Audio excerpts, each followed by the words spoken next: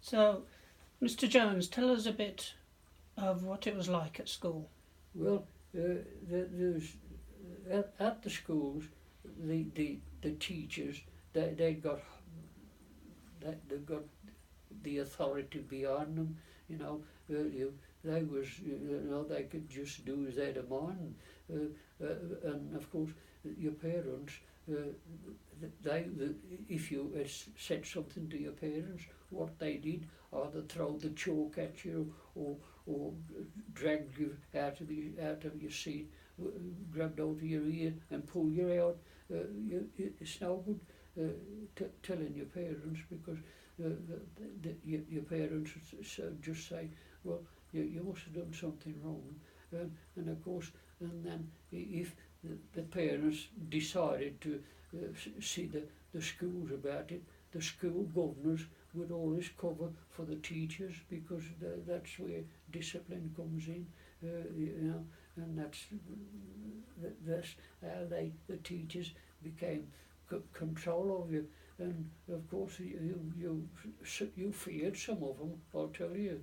But I was at the junior school in Blackheath there, and of course, this one particular day, uh, normally the big firm, which was not far away, it was always a smoke everywhere from it because the chimneys were only like short chimneys, and of course there was this haze of smoke all the while. But this one particular day, we could see like from out of my classroom, and this all the windows overlooked this world, and then of course it seemed as if this smoke was getting worse, and all of a sudden we heard the bells are clanging, and it was the fire brigades.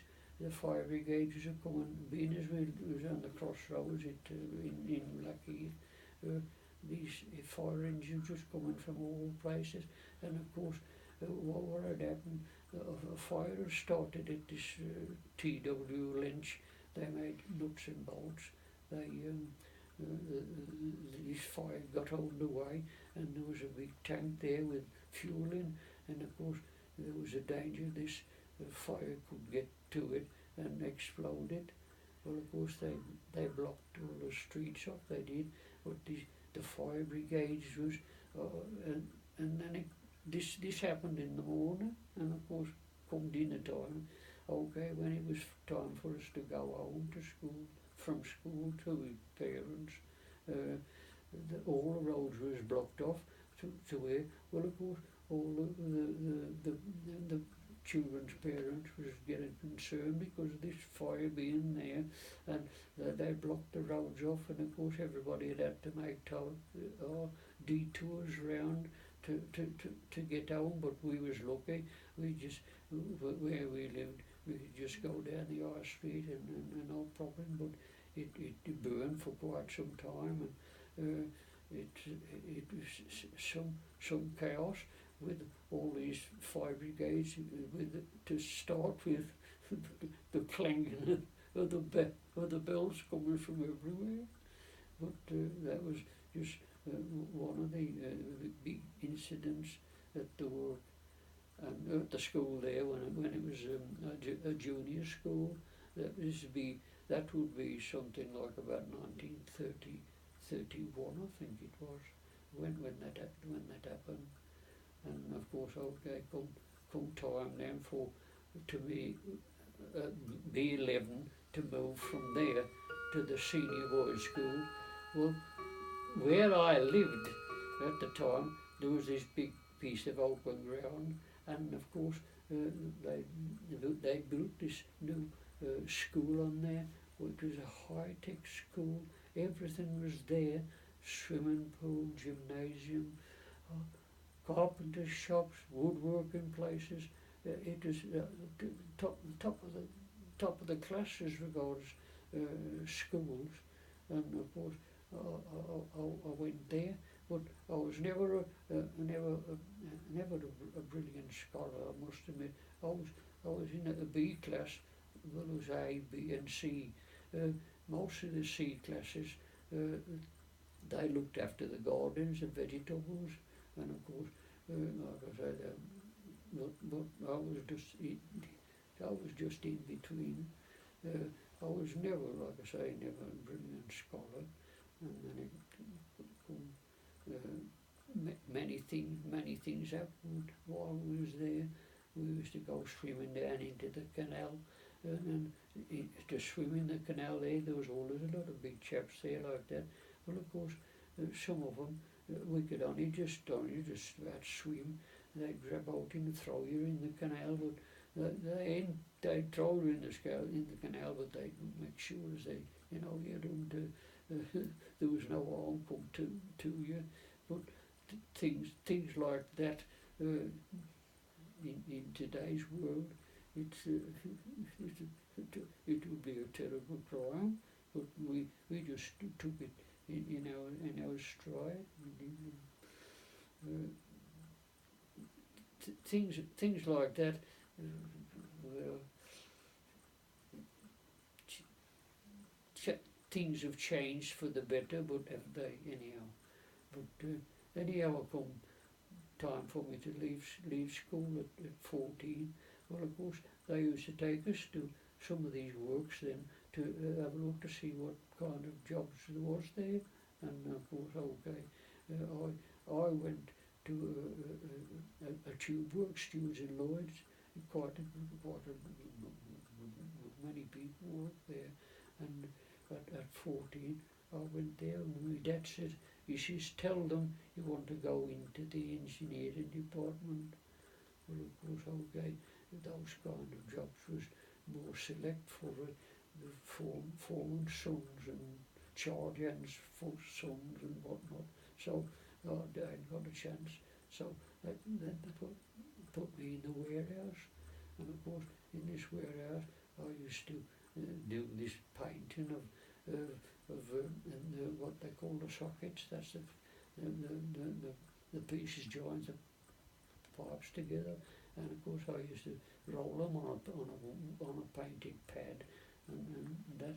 But at the time, 1936, coming up to 1937, it was going to be the coronation, and of course the welders in the other part of where I was, they was busy.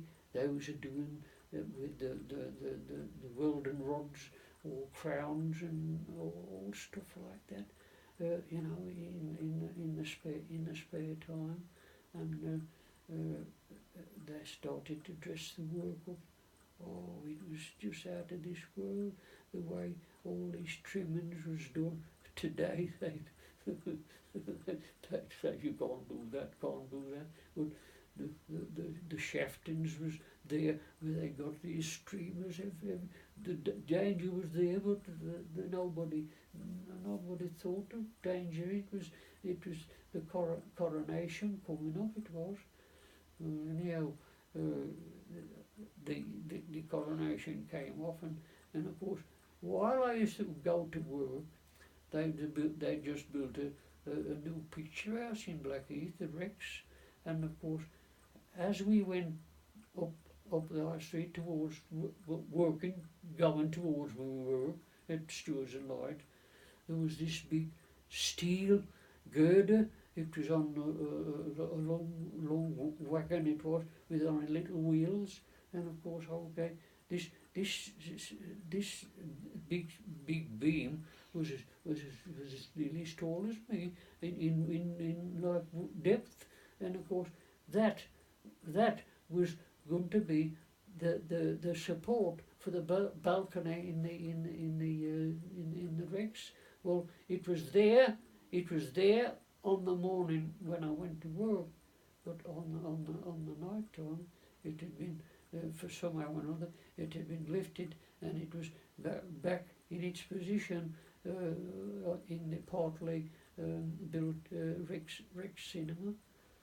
And like I say, it was something to see that, and of course then round Blackheath then at one time there was plenty of fish and chip shops. you could have a good selection.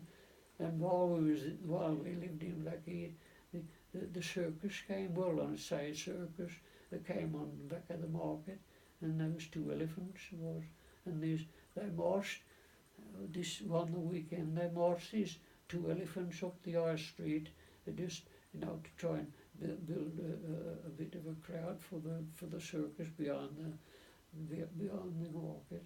And of course, as this one of these elephants was going down the high street, he reached out and there was a greengrocer's. They used to have the wears and tears in like wicker baskets there, and they'd lean them up by the front of the shops.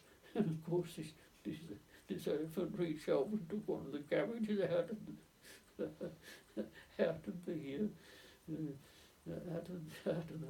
the basketball. So more of a joke. And then sometimes on the same piece of ground, at the back of the market, there'd be a bit of a fair come with this big steamboat. It was only like one, there'll be about 20 or probably 25 people in it, and it just keeps swinging. Well, of course, lots of times when it swung or got almost vertical, a lot of them people there like that had probably got coins in the pockets, and you could hear these coins are clattering in the bottom of this steamboat. But times simple things as that you think might be a bit foolish these days, but it was the way of life. And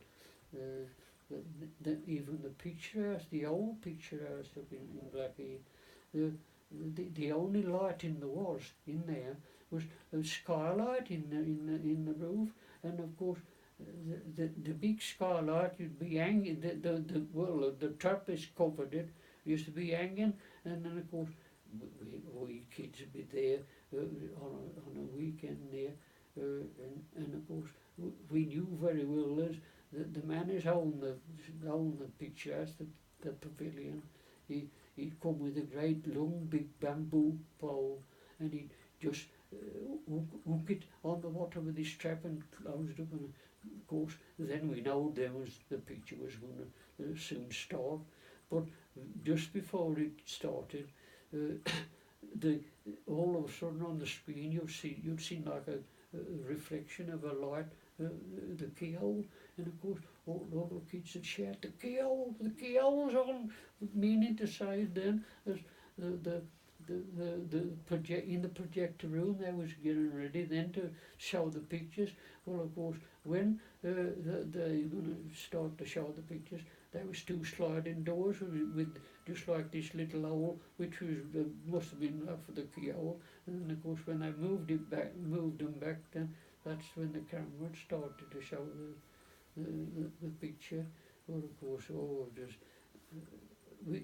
lots of times I used to sit on the heating pipes on the side, the cast iron pipes. That was the only heating there was in there, and of course nobody, so long as they got it full, the safety was just well, nobody thought about anything going to happen at all. And lots of times I've been in there,